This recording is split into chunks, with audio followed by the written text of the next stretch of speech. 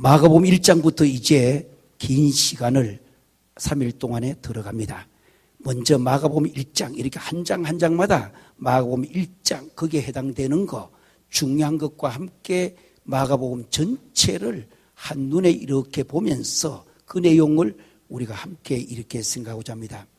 먼저 마가복음은 16장까지 되어 있는 이 마가복음은 전적으로 마가가 직접 그 마가만 가지고 있는 다른 복음서에는 안 나오는 마가복음에만 나오는 고유한 자료는 한 7%쯤 됩니다. 그러니까 마가복음은 마가만이 갖고 있는, 그러니까 다른 복음서에는 나오지 아니하는, 그러니까 그 마가만 가지고 있는 고유한 자료라고 말합니다.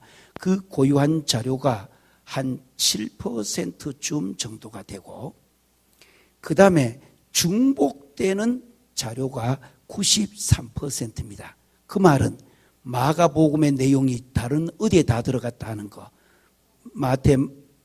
마태, 누가, 요한복음의 이 내용들이, 마가복음의 내용들은 다 그쪽으로 들어가져 있다라는 내용입니다. 바꿔보면 마가복음만 제대로 설교하고 제대로 해석해도 이미 93% 내용이 다른 복음서에 다 들어가 있다 이 말이에요.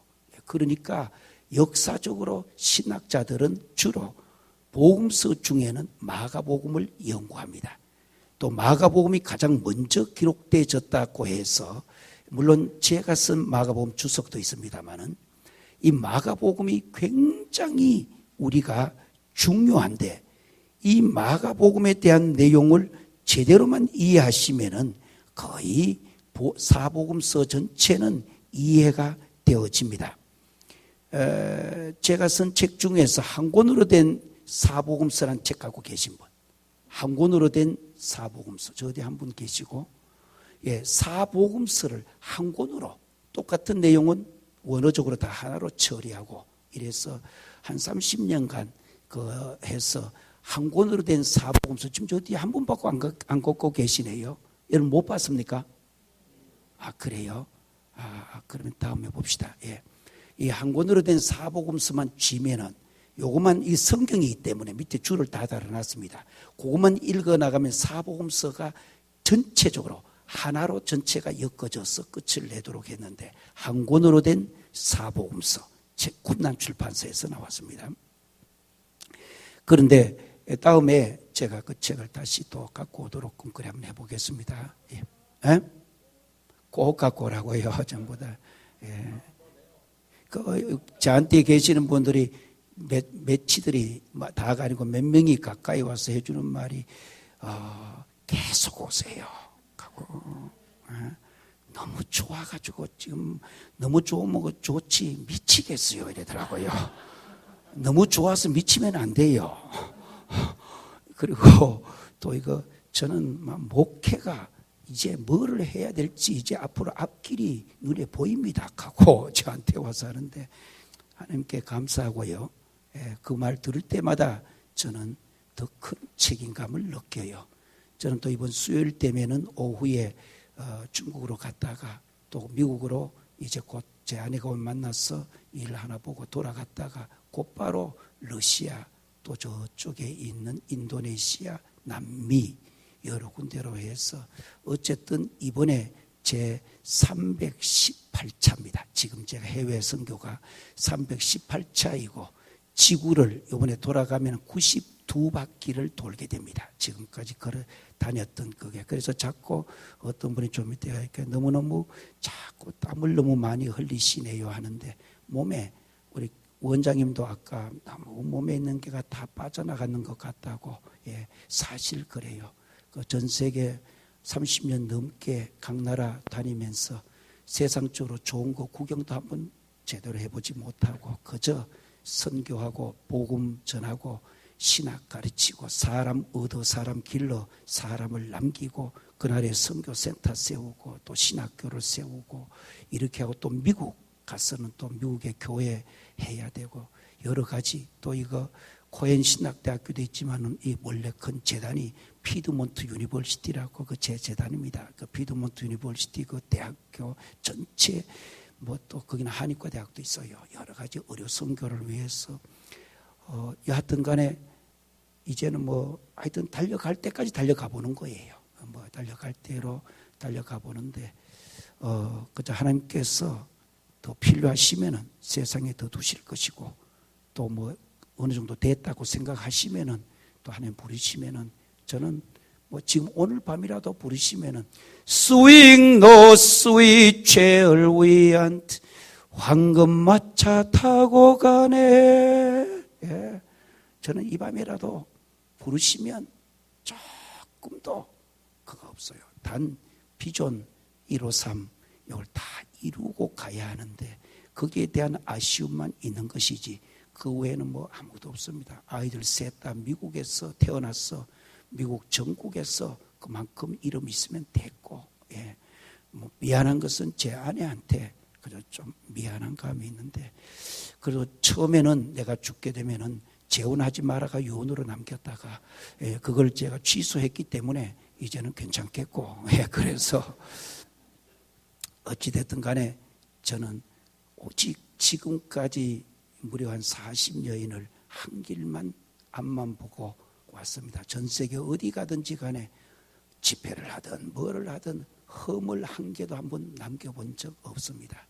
깨끗하게 걸어왔어요. 걸어왔기 때문에 여러분들도 저와 함께한 사람은 성령께서 사용하시려면 여러분의 그릇을 깨끗하게 하고 거룩하게 만들어야 돼요.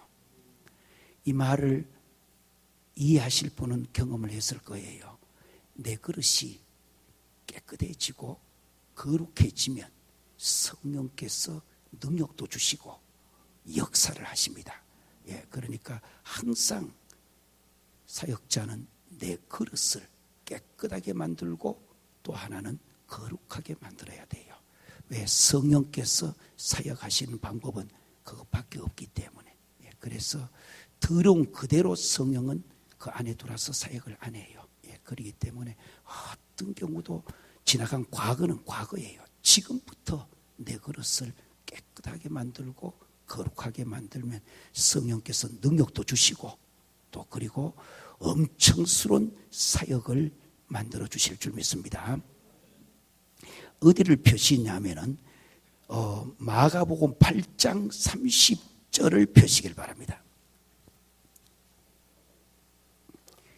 이제 마가복음 1장부터 시작해서 3일 동안에 우리는 이제 전체 해석과 함께 동시에 설교, 부흥의 설교 전체 원고를 만들어서 지금 나가게 될 것입니다. 1장부터 시작해 끝까지. 자, 마가복음은 1장 1절에서 8장 30절까지가 전반부입니다. 여기까지가, 예. 여기가 전반부입니다.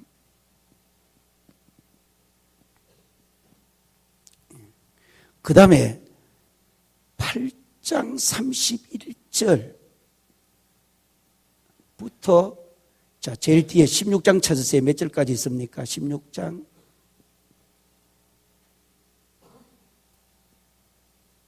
예. 16장. 예.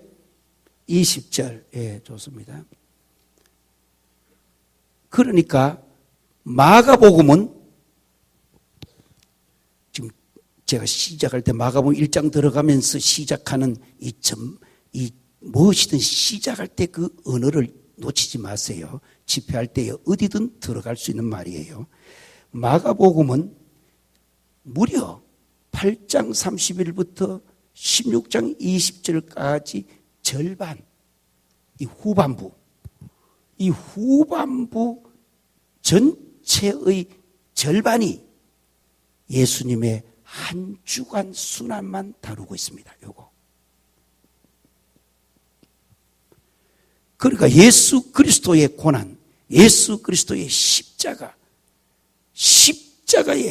십자가의 순환 고난을 마가복음은 그것도 예수님의 마지막 한 주간, 마지막 그 한 주간의 고난을 성경의 마가복음의 절반을 배치를 시켰다라는 데는 마가복음이 가졌던 관심과 성령께서 마가라고 하는 기자를 통해서 기록하고자 했던 하나님의 의도, 다른 복음서와 달라요. 이 마가복음이라는 이것만큼은 이 하나님의 의도, 하나님의 목적, 하나님의 계획, 하나님의 뜻, 목회떡, 하나님의 이 의도, 이 하나님의 의도는 목회떡 외워놓으시고 목적, 계획, 뜻, 철저하게 마가복음은, 이 마가복음은 하나님의 의도가 무엇인가? 이런 마가복음 설교를 하기 전에 마가복음 전체를 꿰뚫어 하나로 먼저 봐야 된다 이 말입니다. 전체가 한눈에 돌아야 됩니다. 그러니까 마가복음 절반이, 전체 기록의 절반이 예수님의 마지막 한 주간 있었던 사역의 기록이다, 그 뜻입니다. 그 말은 마가는 철저하게 기독교의 고난, 이 고난의 문제를 다루고 있다고 하는 것, 고난. 다른 성경은 앞에 보면은 전부 다 예수님의 탄생, 그리고 그가 자라날 때의 모습, 세례받았던 거 다 이래가지고 자라날 때의 모습이나 이런 걸 넣는데, 마가는 시작할 때부터 예수님의 탄생 이런 거 없어요. 바로 결정적 마가는 마지막에 있는 이 마가가 보고 있었던 여기 출발이 어디냐 하면은 여기서 1장에서 출발했던 것이 갈릴리 나사렛이라고 하는 단어에서 출발합니다. 마가는. 여기서 출발해가지고 마가의 관심의 눈은, 자, 저를, 로켓미, 저를 보세요. 한가운데 지금 내 썼습니다. 8장 몇 절에서 몇 절 사이에? 30절에서 31절 그 사이 써가지고 마가는 철저하게 눈을 이쪽으로 보면서 관심을 딱 하되 나사렛 어디? 베들레헴 나사렛 있잖아요. 이 가장 낮은 곳. 다른 말로 버리고 비우고 내리고. 시작. 다시 버리고 비우고 내리고. 예, 철저하게 마가가 가졌던 관심입니다. 예수님은 누구이신가? Who is Jesus? 예수는 누구인가? 그 예수에 대한 철저한 마가의 눈, 마가가 보고 있었던 이 눈. 그래서 마가복음 시작할 때 어디서 출발한다는 거? 나사렛에서. 그때 당시 나사렛은 가장 소외됐고 가장 버림받았고, 이때의 나사렛 지역에 당시의 유대인들, 그 유대인들의 분포가 어떻게 되어 있었는가? 땅의 백성, 아마우레츠라고 하는 것이 그때 당시에 아마우레츠, 땅의 백성이 약 한 90%가 땅의 백성이었습니다. 그러니까 사람 전혀 취급받지 못했던 땅의 백성이라고 해봅시다. 아마우레츠. 다시 아마우레츠. 그리고 그 당시에 중도에 속했던 사람들이 약 한 6%쯤 되었어요. 6% 정도. 그리고 당시에 그나마 학교라도 초등학교라도 교육을 조금이라도 받아가 글이라도 읽을 수 있다라는 사회의 그 지식층에 해당되는 사람들이 한 4%쯤 되었어요. 예수님의 제자들이 그 4% 안에 들어갔던 사람들입니다. 예, 그 예수님 제자들이. 사람들이 이야기합니다. 베드로는 어부인데 무식하지 않았느냐? 아니에요. 가장 뛰어난 4% 안에서 다른 사람보다는 모자랐지만은 자기보다 못한 쪽이 90몇 퍼센트, 90하고 6%가 자기보다 못한 사람이 얼마나 있었다라는 거. 96%가 당신은 아무것도 교육도 못 받고 땅의 백성, 아마레츠라 말은 하루 종일 일하고 번 돈으로 한 가정을 먹을 수 있도록 못해주는 층을 아마레츠층이라고 해요. 저 나사렛은 당시에 로마가 이쪽을 지배하고 있었기 때문에 농사를 지어두면 다 수탈해서 빼앗아갔기 때문입니다. 그러니까 뭐 농사를 지어놔도 가지지를 못하니까 이게 바로 암하우레츠라는 당시 사회 계층이에요. 예. 그런데 이 마가는 바로 여기서 저를 쳐다보면서 위를 안 보고 제일 밑에를 봤다고 하는 거. 바꿔 말하면 출발이 가장 낮은 데 출발하여서 이제 올라갑니다. 올라가서 여기에 마가복음 16장에 올라가는 이 자리가 바로 어딘가, 이게 바로 골고다 언덕이 마가가 바라보았던 마가복음 전체의 패러다임이에요. 그러니까 가장 낮은 데서, 자 다시 해봅시다. 낮은 데서 각을 버리고 비우고 내리고 가장 낮은 곳에서, 마가복음 여기서 배워지는 겁니다. 마가복음 출발이 가장 낮은 곳에서 1장에 바로 나옵니다. 나사렛에서 여기서 출발해가지고 저 16장에는 갈보리 언덕에 있는 십자가가 보이는 것이 마가복음이에요. 주님이 걸어가신 방법인데, 여기서 주님은 원래는 두 가지로 오셨는데, 메시아는 메시아인데 왕으로서 오신 메시아, 하나는 종으로서 오신 메시아로 마가복음 1장이 기록을 하다가, 예수님이 누군가? 왕으로서 오셨다, 종으로도 오셨다. 그러나 주님은 종으로서 살아가신다. 그렇기 때문에 먼 단어를 배치해가지고 나사렛을 배치해서 주님이 뭐 하시고, 왕이신데도 뭐하고 버리고 비우고 뭐 내리고, 다른 말로 소처럼 소. 그래서 마가복음을 송아지 복음이라고 부르는 겁니다. 죽도록 일하고 마지막에는 전부 다 내놓는 거. 나는 우리나라의 소가 우는데 미국 사람한테 물어보면 소 우는 소리 내봐라 하면은 내보고 하라고 해요. 이러면 미국 무 이래요. 그거 뭔 소리냐고. 그런데 소가 우는 소리가 무 한다요. 무. 그래서 내가 아무리 들어도 귀는 똑같은 귀인데 한쪽에는 하고 들리고 한쪽으로는 하고 들린다고.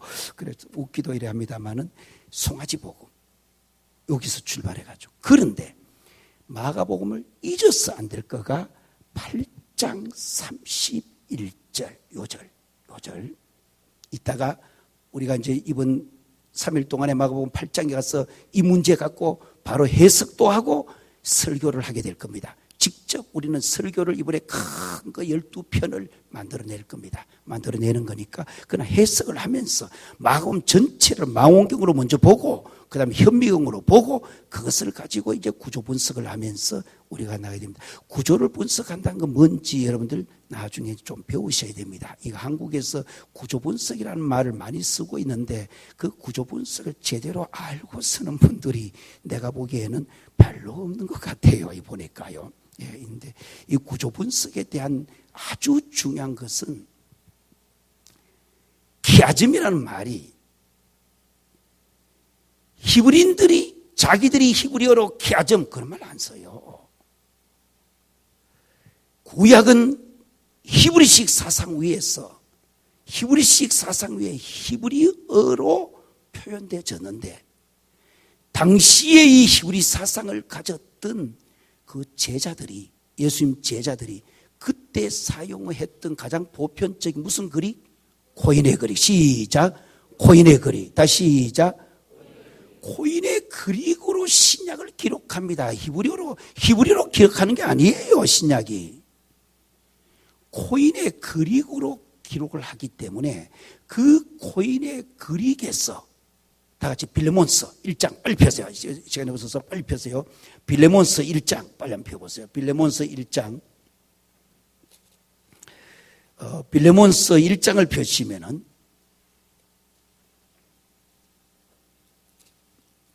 그 빌레몬서 1장에 그 뒤에 4절에 보면 내가 항상 감옥 속에 있으면서도 빌레몬아 내가 항상 내 하나님께 첫째는 감사하고 기도할 때마다 빌레몬 내가 너를 말한다고 하는 거. 빌레몬에게 오늘 바울이 최고의 찬사를 보냅니다. 그래서 2절에 올라가면은 가정교회가 초대교회 시작하는데 그 가정교회가 바로 빌레몬 교회를 가정교회라고 부릅니다. 그래서 가정교회를 연구하시는 분이나 또는 가정교회를 들으시는 분이나 중국이나 이런 곳에 가면은 가정교회 하면 성경에 어디를 말하는가? 빌레몬 교회를 가정교회라고 부릅니다. 가정교회. 그러니까 가정교회가 그 뒤에 2절 마지막에 내 집에 있는 교회에 뭐 하노니? 편지하노니. 그게 바로 가정교회입니다. 초대교회에 이 빌레몬서 한 장밖에 없는 것이 성경에 왜 들어왔는가? 엄청스럽게 중요한 것이 빌레몬서에 있기 때문입니다. 이 빌레몬서가 신구약 66권에 무슨 교회를? 가정교회. 요 바로 2절에 그 말입니다. 가정교회. 빌레몬이 바울을 통해서 예수를 믿게 되고 예수를 믿자마자 자기의 온 가정이 그야말로 초대교회 최고의 가정교회가 빌레몬 가정교회입니다. 이 가정교회가 중심이 되어 엄청스러운 빌레몬이 초대교회 사역을 하게 되는데 물론 그 집에 오네시모가 종으로 있다가 노예가 도망가면서 보석까지 훔쳐갔기 때문에 그래서 바울을 만나서 바울이 오네시모를 용서해 달라고 하는 편지를 보내는 빌레몬서 전체는 주제는 하나입니다. 용서. 신구약 66권에서 용서에 대하여 가장 명확하게 표시되어진 성경이 빌레몬서입니다. 그래서 빌레몬서가 첫째 성경에 들어오게 되고요. 용서, 주제가 용서이기 때문에. 두 번째는 빌레몬서가 성경에 원래 초대교회에서 아프리카 칼 타고 회의할 때 빌레몬서는 성경에 넣지 말자고 오랫동안의 논쟁을 벌였습니다. 이거 성경에 넣지 말자고 빌레몬서를. 그럼에도 불구하고 왜 성경에 들어오는가? 신구약 66권에 바로 용서에 대한 메시지가 가장 정확하고 바르게 되어 있기 때문에 용서. 두 번째는 빌레몬서가 성경에 들어왔던 칼타고 회의에서 논쟁이 계속됐지만은 성경에 들어왔던 가장 중요한 것이 뭐냐? 가정교회. 바로 가정교회. 바울이 그렇게도 찬사를 보냈던 가정교회를 우리들에게 보여주기 위한 것입니다. 가정교회. 그 다음에 세 번째, 왜 빌레몬서가 성경에 이렇게 들어오게 되는가? 5절 문제 때문에. 5절. 이게 무엇인가? 이리 한번 보세요. 우리 잠깐만 보세요. 구약입니다. 구약은 히브리식 사고로 또 히브리식 언어로 구약을 기록을 했습니다. 그러면은 이제 신약이 이루어지면서 바탕은 무슨 사고인데? 히브리식 사고인데 히브리 언어로 기록한 게 아니다 이 말이에요. 신약은 히브리식 사고로 되어진 당시에 바로 NT 이때 당시에 글이 국제 언어였던 국제 통용어였던 바로 헬라어. 그 중에도 가장 보편적인 코인의 글이. 해봅시다. 코인의 글이.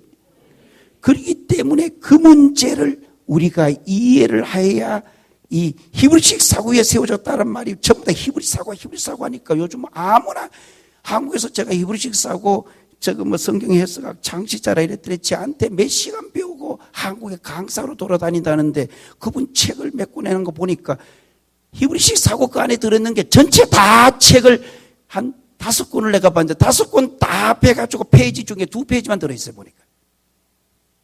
히브리식 사고가 내용이 아니다 이 말이에요. 그게 무엇이 히브리식 사고인지 우리가 배워야 돼요. 구약은 아예 히브리식 사고에다가 히브리 뭔 단어? 히브리어를 기록됐다 이 말이에요. 그런데 신약에는 히브리식 사고를 가졌던 성경 기자들이 당시에 사용됐던 통용어였던 무슨 언어가 코인의 그릭은 다르다 이 말이에요. 표현이. 그렇기 때문에 여기 5절 한번 보세요. 5절은 이 빌레몬 가정교회가 왜 위대한 것인가? 가장 정통 신앙과 정통 신학이 한 교회에 제대로 지금 드러나 있는 것이 빌레몬 교회입니다. 신약에서. 이 정통 신앙과 정통 신학이 요 한 장 안에, 그것도 한 절 안에, 요 한 절을 보면서 이제 성경을 해석하고자 하는 사람에게 키아즘이 뭔지 여기 들어있다 이 말이에요. 여기서 키아즘이라는 말을 사용하는 겁니다. 히브리인들이 자기들이 키아즘을 쓰는 게 아니고 이제 히브리식 사고로 되어진 이 내용이 무슨 언어로 표현되어지는데 코인의 그릭으로 표시되어지는데 여기 뭐 있는가? 여기 7절 다시 한번 보세요. 여기 빌레몬서 1장 7절에 거기 다 빼고 예수, 성도, 사랑, 믿음. 5절 빨리 보세요. 그러니까 앞에는 붙여놓는 말이고 그 핵심은 뭡니까? 예수. 그 다음 또 모든 성도. 빨리 이렇게 표시하면 돼요. 성도. 그 다음에 또 사랑, 또 그 다음에 믿음. 자, 밑에 이 줄을 이렇게 끄시고요. 요 밑에 이렇게 꺼놓고 요 밑에다가 혹시 가려졌습니까? 안 보이죠, 이쪽에? 요 밑에다가 요거다가 지금 빌레몬 가정교회입니다. 이게 빌레몬 가정교회 요 밑에다가 히브리식 사고라 요래 써놓으세요. 이들은 사고는 전부 다 무슨 사고를 배웠겠습니까? 히브리 사고. 누구한테 배웠기 때문에? 바울을 통해서 빌레몬이 예수를 믿고 빌레몬 가정교회를 세웠다 이 말입니다. 가정교회. 교회란 것은 큰 교회가 있지만 작은 교회가 있고요. 큰 교회인데 작은 교회가 있고 작은 교회지만 큰 교회가 있습니다. 무슨 말이냐? 하나님 마음에 합하면 큰 교회인 줄 믿으시길 바랍니다. 하나님 마음에 합해야 돼요. 하나님 마음에. 그래서 이 빌레몬 교회입니다. 지금 빌레몬 바로 가정교회에 뭐냐? 히브리식 사고인데 이때 당시에 코인의 그릭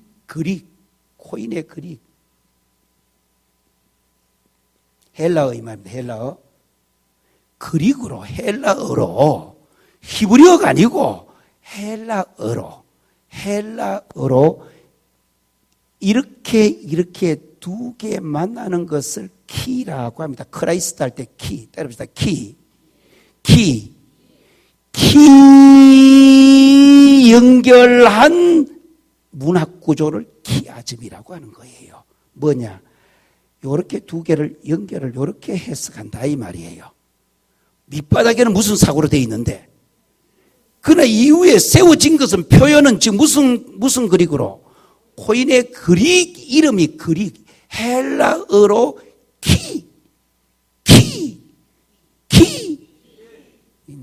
내가 외우려고 자꾸 하는 줄 알아요. 여러분들 몇 분 해가 입에다 따라하고 나야 나중에 자기 거가 되지는 겁니다. 요렇게 뭐를 쳐가지고 곱하기인데 X를 안 하고 헬라어로 뭘 한다? 키. 그래서 예수에 대해서는 뭐를 갖고 있고? 믿음. 성도들에 대해서는 뭐하고? 사랑. 이게 기독교의 교회의 핵심이다 이 말입니다. 모든 교회는 복잡한 게 아니고 모든 성도는 끈질기게 죽을 때까지 변치 않고 예수에 대해서는 뭐를 갖고? 믿음 갖고. 그 믿음 갖고 있는 사람이라면은 모든 사람들에 대해서는 뭐가 있어야 된다? 사랑이 있어야 된다라는 거. 사랑. 이게 빌레몬이 이렇게 했다 그 말이에요. 그때 당시에 지진이 일어났는데 역사책 보면 빌레몬 가정교회가 지진이 일어나자 말자 그 많은 사람들에게 자기 집에 있던 것을 풀어서 나누어 주었더라. 예. 사랑이잖아요. 성도에 대한 사랑. 요렇게 두 개 가르는 여기서 무슨 아짐이 나왔다 이 말입니까? 키아짐이란 말 쓰고 키아짐이 나온 거예요. 예. 많은 책을 읽었는데 전부 다 남에게 이야기 듣다가 제대로 안 듣고 키아즘 하는데 그게 아닙니다. 이게 잘 알고 계세요. 그래서 이 밑바닥에는 끝없이 흐르는 것이 무슨 사고? 히브리식 사고입니다. 히브리식 사고. 예. 이 히브리식 사고에다가 바로 무슨 아점이? 키아즘적인 요 구조예요. 잘 들으세요. 요 키아즘의 요게 하나의 문학 구조예요. 문학 구조인데 요것이 여기 곱하기 쳐는 여기서 키아즘이 나왔고 키아즘 그 종류가 요 안에서 어떻게 성경이 구조적으로 되어져 있는가? 성경의 구조를 볼 때에 때로는 성경이 A, B, C, B, A, 이래가 이거 갖고 이거 갖고 요게 결론이다. 요렇게 하는 키아즘 안에 요와 같이 A, B, C 구조도 있고 무슨 말인지 이해됐습니까? 성경에 나오는 그 구조예요. 여러 가지 그 구조들입니다. 나중에 조금 더 이 문제를 우리가 더 보도록 하고 제가 지금 이야기하려고 하는 것은 여기에요.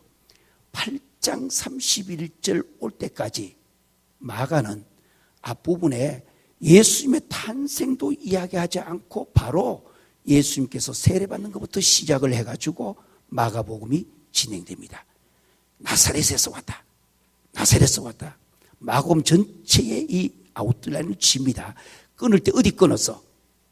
8장 30절하고 8장 몇 절? 31절. 그런데 저를 보세요. 요 놓치지 말아야 될까? 오늘은 해석도 하지만 마가복음 1장부터 끝까지를 부흥의 설교를 12편을 제가 해드린다 했습니다. 그러려면 저를 지금 느낌까지도 같이 봐야 돼요. 이거는 동영상 갖고는 안 돼요. 저를 직접 보세요.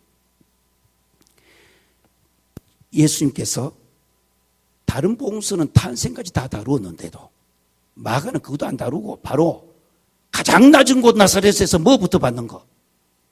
와서 세례받는 문제부터 시작하더니 예수님 모든 이야기를 전개합니다. 특별히 마가복음에는 기적과 이적이 많이 나옵니다.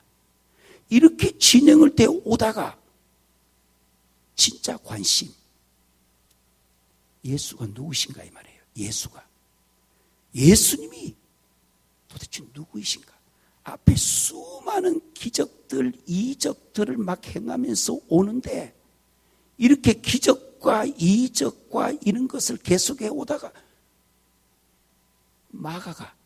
마가복음 절반 동안에는 그것만 이야기하다가 갑자기 쫙 하면서 이쪽을 보면서 마가가 예수님은 누구이신가? 지금까지 2000년 돌아가 보면 아마 병든 자 고치고 기적 일으키니까 예수가 누구냐 이 말이에요. 8장 31절 그 한 절이 신약 전체에서 복음의 진수요. 복음의 진수요. 다른 말로 나중에 설교 제목 주제입니다. 메시아 비밀절이라고 부릅니다. 메시애닉 시크릿이라고 8장 31절을 메시아 비밀절이라고.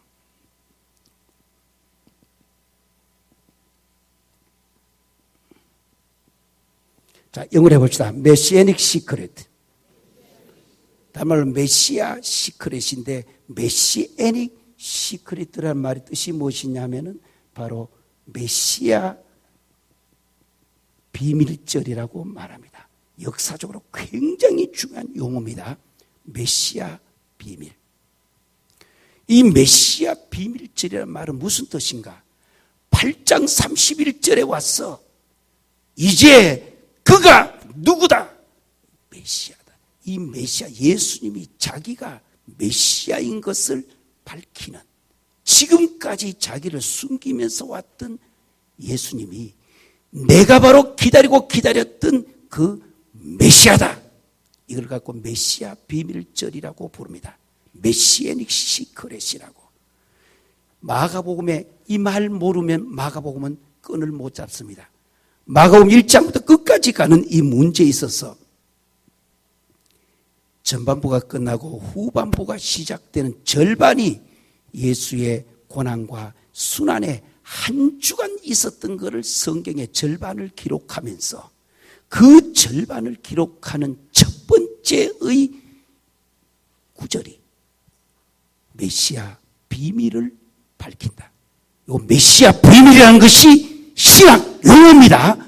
이 복음에 대한 복음에 대한 이야기를 할 때의 최고의 신학 용어가 바로 theological term이라는데 바로 신학 용어가 메시아 비밀절. 이게 메시아닉 바로 시크릿이라고 사용합니다. 그래서 8장 31절 읽고 다시 우리 전체의 마가복음을 우리 전체 끈을 잡기 위해서 망원경을 지금 보고 있는 중입니다.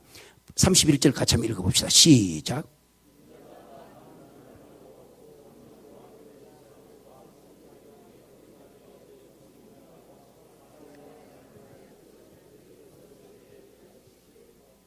자, 그래서 8장 31절을 노트에다가 꽉 해놓고 메시아 비밀절 하고 옆에다 별을 5개 표시해 놓았어요. 제일 중요하다 이 뜻입니다. 복음서 전체에서 마태, 마가, 누가, 요한 복음 전체에서 바로 메시아가 누구냐? 메시아 비밀을 메시아 주님이 직접 자기 자신을 밝히는 내용이에요. 노트 줄을 다시기 바랍니다. 1 메시아 비밀절에 대한 1입니다. 1 메시아 비밀절에 대한 1번을 여러분들 해놓으시고 거기 보시면은 무슨 말이 나오냐면 인자가 1 줄을 다시고 먼저 아주 전체를 붙들기 위한 내용입니다. 큰 흐름을 지금 마가복음을 통해서 우리가 하고 있습니다. 그저 마가복음 전체는 한마디로 말하면은 고난과 영광입니다. 고난과 영광. 제가 목사가 되어 첫 번째 했던 설교가 마가복음 8장 27절에서 27절입니다. 27절에서 38절까지 요 마가복음 8장 27절에서 38절을 가지고 고난과 영광이라는 주제로 목사가 됐을 때 첫 번째 했던 설교입니다. 영어로는 그때 당시에 미국에서 No Cross, No Crown이라고 제가 첫 설교했던 내용입니다. No Cross, No Crown. 십자가가 없이는 면류관이 없다. 예. 십자가가 없이는 면류관이 없다. No Cross, No Crown. Okay, everybody repeat me. No Cross, No Crown. 이 말은 십자가가 없이는 면류관이 없다. 다른 말로 말하면 고난이 없이는 영광이 없다. 예. No suffering, no glory. 고난이 없이는 영광이 없다. 이게 첫 설교인데요. 작년에 제 아내가 하는 말이 한밤에 여보 왜 그러시냐 이게 당신 그때 했던 첫 설교에 왜 그때에 No cross, no crown 바로 이 본문인데 뭐냐면은 십자가가 없이는 면류관이 없다고 하고 끝날 때에 No suffering, no glory 그 고난이 없이는 영광이 없다고 왜 첫 설교를 그걸 했느냐고 왜 그러냐고 그랬더니 한평생 그러니까 고난밖에 없지 않느냐고 시작이 중요한데 시작할 때에 삼박자 축복도 좀 하고 삼중 축복도 하고 내 영혼이 잘된 같이 내가 뭐 범사도 잘 되고 강건하게 그러면 당신도 뭐 받는 것도 많이 받을 거고 전부 다 좋은 거 있는데 평생 설교할 때마다 No cross, no crown 뭐 저기 십자가 없이는 면류관이 없고 No suffering, no glory 고난이 없이는 영광이 없다. 그러니까 수십 년 동안에 찾아오는 거는 고난밖에 없지 않느냐고 그래요.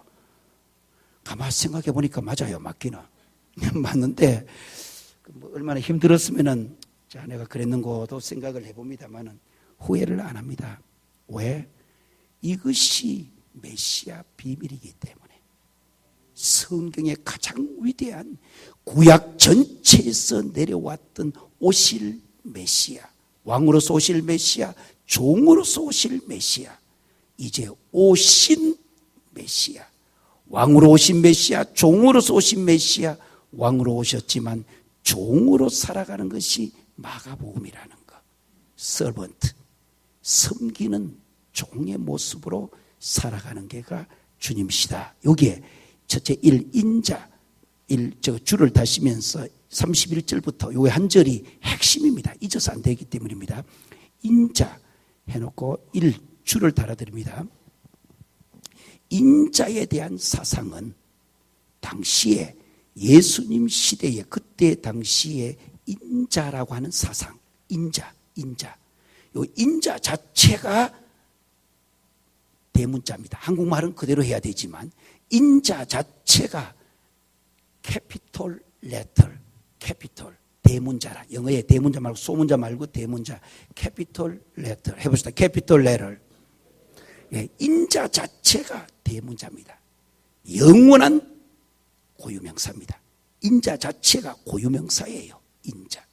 인자가 너무너무 중요합니다. 요한계시록 가면 인자 사상도 나오고요. 계속 이 나오는 내용인데, 인자는 원래 구약의 묵시 사상에서 이 단어가 시작되는데요. 구약의 문학 중에서도 묵시 사상에서, 그 중에서도 다니엘서에 가장 영향을 많이 받고 신약에서 인자라는 말을 사용합니다. 그러니까 이 인자 쓸 때는 신약적인 개념만 있는 게 아니고 구약이 어디서부터?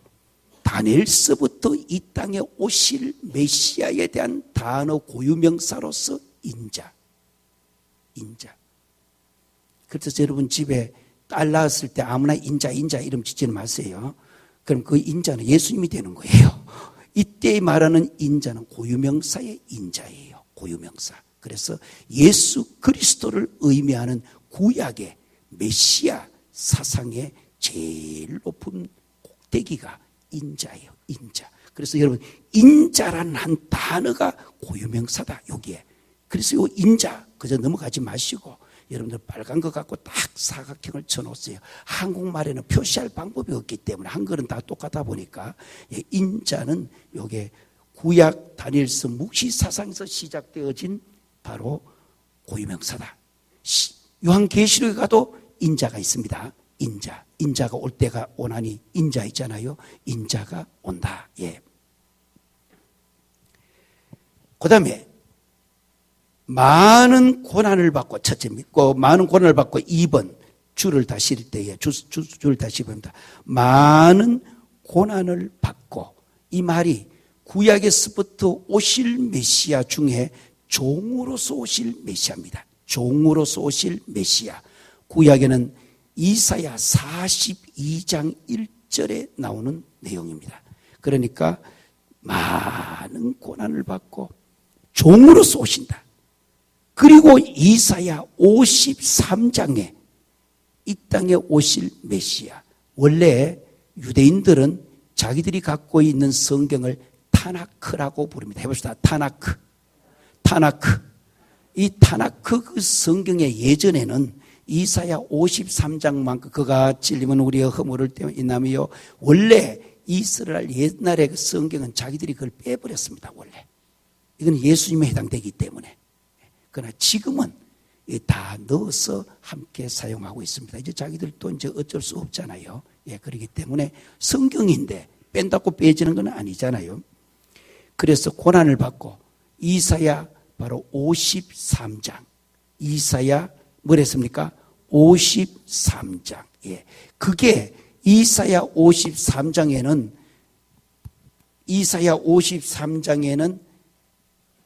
12절까지 있고 그 앞에 이사야 52장 마지막 2절이 더 있습니다. 세 절이 더 있습니다. 요 세 절을 합해 가지고 총 장과 절이 없을 때에 이사야 52장 마지막 세 절 찾아보세요. 이사야 마지막 그게 53장에 거기 보시면은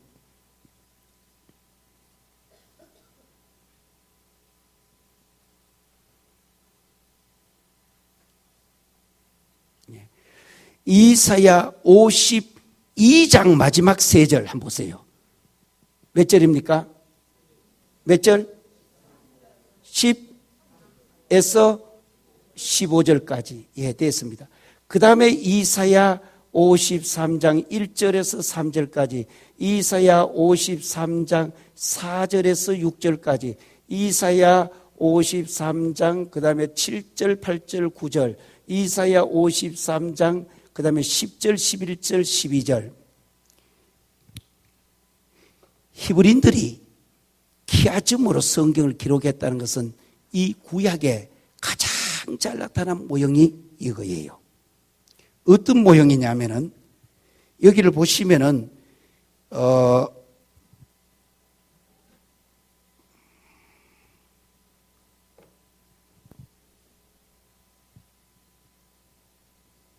색깔이 있는 걸 찾다가 못 찾았는데, 좋습니다.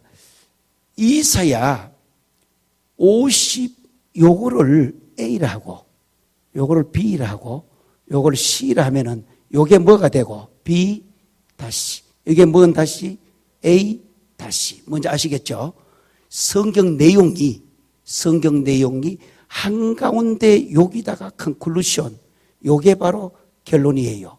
요 결론을 한가운데다 두고 양쪽으로 팔을 벌리면은 나가는데, 요 A하고 이 뒤에 있는 53장 10절에서 12절까지 나오는, 쉽게 말하면 A하고 A 다시가 같은 내용이고 B하고 요 B 다시가 같은 내용인데, 핵심은 뭐냐? 요 한가운데 있는 거 53장 4절에서 요 6절까지 요게 바로 결론이 된다면 주제예요. 이런 것을 히브리식 바로 키아즘적 사고라고 표시합니다. 뭐냐 하면은 요거 4절에서 6절까지는 전부 내용이 고난이에요. 고난. 핵심은 주제가 고난이다 뜻입니다. 고난. 뭐라고 했어요? 다시 한 번 더. 그러면은 이 고난을 풀어서 오른쪽으로 가면 1절에서 3절까지가 바로 오른쪽의 이 고난을 구체적으로 지금 설명하고자 하는 거고, 왼쪽으로 풀면 똑같이 오른쪽 왼쪽이 같은 내용으로 구조가 되어 있다. 이게 바로 이것을 가르쳐서 히브리인들의 히브리식 사고를 한다, 그 뜻이에요. 그러면 어떻게 되는가? 이건 간단해요. 내려가면은 올려준다, 끝이에요. 내려가면 뭐 해준다? 올려준다. 이게 전체 핵심이에요. 그리고 이사야 53장을 가르쳐서 순환의 장이다, 고난의 장이다. 다른 게 아니고 내려가면 그 다음에 뭐 해주는 거? 올라간다. 예. 그러니까 지극히 이사야 53장, 여러분들 성경 있거나 옆에 찾아놓고 한번 빨리 보세요. 이사야 거기 53장을 보시면은 내가 내려가면 뭐 해주신다? 올려주신다. 그러니까 다른 말로 표시하면은 내려간다, 비하의 신분입니다. 비하시키면은 하나님께서 나를 성귀 올려주신다, 그 말이에요. 여기도 비하시키면은 요거 뭐 한다? 성귀 올려주신다. 지금 내가 그려둔 요 구조를 가르쳐서 히브리식 사고 키아즘이란다는 거. 예. 이해되셨습니까? 키아즘 안에 신약에 원래 키아즘은 어디서 왔는데? 곱하기. 아까 예수에 대해서는 뭐하고? 믿음. 성도에 대해서는 뭐하고? 사랑. 요 곱하기 치는 요것을 헬라어로 뭘 한다? 키. 그래서 키가 여러 개 만들어진다 해서 아즘, 이래서 키아즘이에요. 이 키아즘이 바로 히브리인들로 말하는 문학 구조예요. 문학 구조.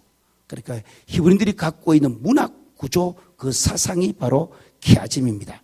그래서 이 고난 내려간다. 철저하게 오늘 예수님께서 친히 마가복음 8장 31절에 인자가 많은 뭐를 받고, 이사야 몇 장을? 53장의 문제를 오늘 다루고, 사도 바울은 이것을 빌립보서에서 또 골로새서에서 이 문제를 다룹니다. 이사야 53장이 그렇게 중요하기 때문에. 그래서 예수님도 친히 이야기하시고 바울도 바울 신학의 핵심으로서 이 문제를 다룹니다. 다른 게 아니고 고난. 기독교는 고난의 종교다. 고난이다. 고난. 그러나 고난은 끝나는 고난이 아니라 영원한 영광의 문을 열기 위한 것이 고난이라고 하는 열쇠라고 하는 것. 이 고난의 열쇠를 갖고 영원이라고 하는 영광의 문을 열게 된다. 이 뜻입니다. 그래서 어떻게 보면 우리는 목회자가 참 바로 고난의 문제가 우리는 해결돼야 될 문제입니다. 그 다음에 다시 마가복음 8장의 31절, 아직도 이 한 절을 보고 있습니다. 자, 세 번째 주입니다. 줄을 달고 있습니다. 장로들과 대제사장들과 서기관들에게 뭐한 바 되어? 버림바 되어. 그게 핵심적인 동사입니다. 버림바 되어. 따옴표 놓고 버림바 되어 이렇게 쓰면 돼요. 버림바 되어. 이 말은 이미 구약에서 예언되어졌습니다. 이사야 53장에서 이사야 53장 순환의 장에서 이사야 53장의 고난의 장에서 이사야 53장 눈물의 장에서 이미 주님께서 버림받을 것을 구약에서 예언되어졌습니다. 예언은 반드시 성취되어야 합니다. 지금 전 세계적으로 많은 사람들이 요즘 많이 이야기하고 있는 것 중에 하나가 666 짐승의 표. 미국 시카고에는 산을 사가지고 굴 뚫어 놓고 양식 들고 지금 많은 사람이 들어가요.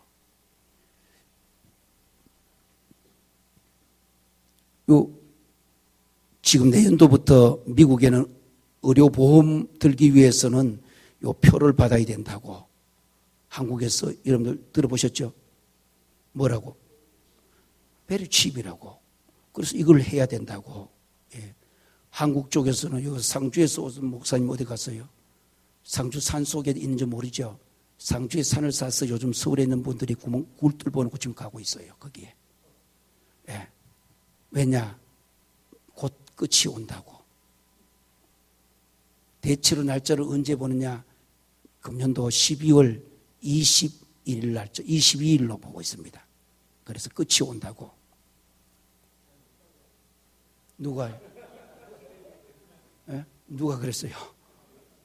빨리 왔으면 빨리 오면 안 돼요. 153 이거 못 이뤘기 때문에 함께 거들다 가야지. 예.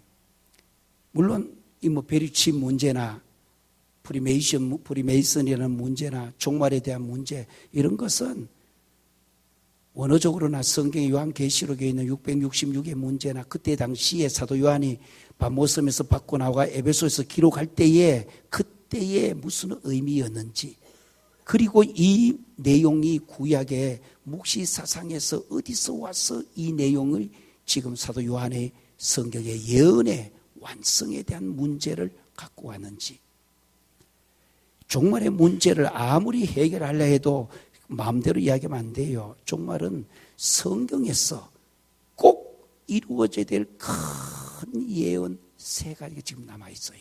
네.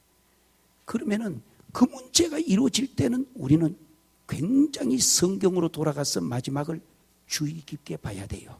주의 깊게. 예. 아직은 아니에요. 예. 아니다 해서 오랫동안 기다리라 그 말을 하려고 하는 게 아니라 지금 주목해서 그것을 보고 있어요. 언젠가 여러분들과 제가 베마라고 하는 마지막 종말론에 대한 신학을 들으셔야 됩니다. 베마. 역사적으로 고고학적으로 저기 있는 고린도 시가 무너졌을 때 사도 바울이 거기 가서 무너지기 전에 가서 그 법정에 가서 그가 보고 돌아와서 고린도전서 고린도후서 쓰면서 종말론, 바울의 종말론을 완성하게 됩니다. 전체가. 그때에 있었던 성경에 나오는 그 베마, 고고학적으로 제가 50명의 고고학 팀들이 가서 그 세계를 제일 유명한 고고학 팀들입니다. 제가 바로 그 배마를 역사 고고학에서 찾아낸 사람입니다. 찾아가지고 그때 손톱에 피까지 나면서 했는데, 작년 재작년에 안 갔는데 이번에 갔다 온 사람이 하는 말로, 총장님 왜 그러냐 했더니, 그거 배맛을 낳는 벽 잘라가지고 박물관에 갖다 놨더라고 하면서, 그거를. 그리고 밑에 글을 써가지고 갖다 놨더라고. 그럴 줄 아시면 내가 더 빨리 가서 내가 그걸 잘라가지고 와야 되는데, 그게 그 배마, 기독교의 마지막 심판의 문제. 믿지 않는 자에게는 심판이란 단어가 있지만은 믿는 자에게는 요한복음 5장 24절에 심판에 이르지 아니하나니. 그러면 뭐냐? 믿는 자들에게는 한국말로 번역을 할 수가 없어서 심판대 이렇게 번역을 했어요. 우리는 번역을 못 해가지고, 원래 이것은 그게 아니고 배마인데, 믿는 자들은 배마에 참여합니다. 할렐루야. 저기 마라톤 경기가 1등, 2등, 3등 이렇게 나눠주는 상급대로, 행위대로 상급에 우리가 참가하는 거. 예. 어떤 목사님들은 이 장로님 보고, 당신 장로님 그 하는 행위 보이기에 심판받습니다고, 그런 말 마음대로 쓰면 안 돼요. 심판을 받는다는 말은 지옥 간다는 뜻이에요. 예. 그게 아니고 우리는 배마에 참가하는 겁니다. 원문에 배마. 해봅시다. 배마. 나중에 이제 기회가 주어지면은 마지막 스펙트럼, 우주의 역사가 어떻게 마감하고, 그때 주님 오실 때 한 2만 분의 1초 정도 시간 속에 오실 때, 홀연히 도적같이 오실 때에, 그때에 이 땅에서 어떤 부활의 모습이 일어나고, 그리고 마지막에 하늘나라에 올라가면은 저 구름 속으로 끌어올려 이 말이 하르파조인데, 바로 휴거라는 말이 성경에는 없습니다. 우리가 만들어 쓰는 거고, 원래 그는 끌어올렸는데 하르파조인데, 그때에 우리가 어떤 상급을, 성경에는 6개의 스테파노스 면류관을 받게 되는 거, 어떻게 받을 것인가.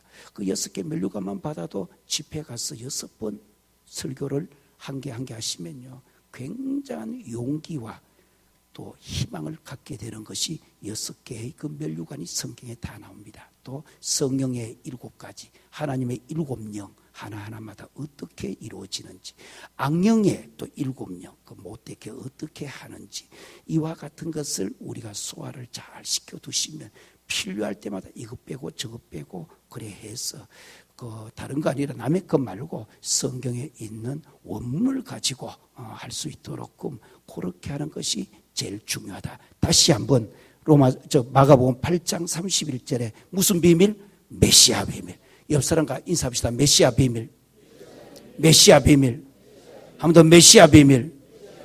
그리고 그 밑에, 메시아 비밀 밑에 보면은 죽임을 당하고, 네 번째입니다. 십자가 죽음이에요. 죽음. 그리고 밑에다 쓰시길 바랍니다. 메시아의 이 죽음은, 이 세상에서 모든 죽음은 수동태인데, 예수의 죽음은 신적 수동태라고 부르는데, 신적 수동태. 다른 말로 예수의 죽음은 능동형입니다. 원문에. 다시 시작합니다. 이 세상 모든 사람들은 무슨 형으로, 무슨 태로 죽는데? 수동태인데, 누군가가 우리의 영혼을 데리고 가야 돼요. 취했다면 우리의 영혼을 취해가야 된다 이 말입니다. 수동태예요. 성경 원문에 예수의 죽음은 예수님 스스로 자기의 영혼을 끌고 가는 겁니다. 능동태예요. 능동태. 수동태라고 이름 부를 때는 신적 수동태라고 한 단어를 씁니다. 신적 수동태. 신적 수동태. 다른 말로 능동형이에요. 다시 합니다. 예수의 죽음은 능동형이다. 내년도 고난주간 올 때에, 설교하실 때에 바로 예수의 죽음은 누가 죽인 거 아닙니다. 예수님 스스로 자기의 영혼을 자기로부터 끌어내 가는 겁니다. 분리시키는 거예요. 무슨 형이다? 능동태다. 잊지 마세요. 원문에. 이게 굉장히 중요한 신학적입니다. 그래서 예수의 죽음은 액티브 보이스라고. 액티브 보이스. 바로 능동적 형태다. 그 다음에 뒤에 넘어갑니다. 사흘 만에 살아나야 할 것을 사흘 만에 살아나 부활. 그리고 그 뒤에 비로소 그들에게 가르치시다. 자, 무슨 서? 비서가 아니고 뭔 서? 비로소 그들에게 가르쳤다. 이 말이 바로 메시아 뭔 절이란다? 비밀절이란다. 그 말이에요. 되셨습니까? 다음에 이 문제를 가지고 다시 또 마가복음에 대한 고린도전서 15장의 역사상 가장 짧았던 신앙 고백을 통해서 우리가 이 문제를 다시 확인을 시켜놓고 바로 설교의 1장부터 들어가게 됩니다. 큰 거를 잡으세요. 따라합시다. 메시아 비밀절. 다시 메시아 비밀절. 내가 언제 임만했어요? 메시아 비밀절. 메시아 비밀절. 이거 잡아야 됩니다. 8장 금년도 8월 31일 날 오거든. 꼭 마가복음 8장 31절을 펴가지고 신약 복음서의 가장 중요한 비밀이 무슨 비밀? 메시아 비밀. 용어를 그대로 써라 이 말입니다. 이제부터 교회 가도 쓰시고 어디 가서 이제부터 준비하셔서 무슨 비밀? 메시아 비밀. 한 번 더 시작. 메시아 비밀. 잠깐 휴식하고 지금 이 문제를 계속 풀고 앞으로 들어갑니다.